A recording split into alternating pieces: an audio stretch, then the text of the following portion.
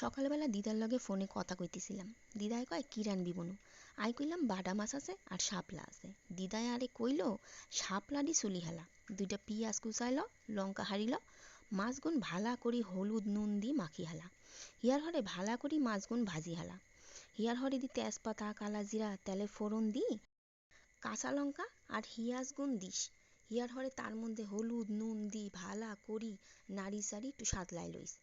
Here Hare Shapla ডাঁটাগুন the হালাইস।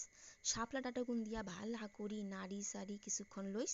Here পরে ডাঁটাগুন যখন দেখবি যে কদ্দুর কদ্দুর নরম হয়ে আইছে, হিয়ার মধ্যে আদা বাটা লঙ্কা গুঁড়া জিরা গুঁড়া কদ্দুর দি সামান্য কদ্দুর জল দি ঢাকি দিস। ঢাকি দি সাতলাই লইস। হিয়ার হরে মজি আইলে শেষে মাছগুন দি অল্প কদ্দুর নাড়ি সারি লই নামাই লইস।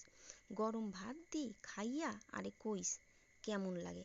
আইও রাইন্দা খাইয়া কইলাম দারুণ লাগে।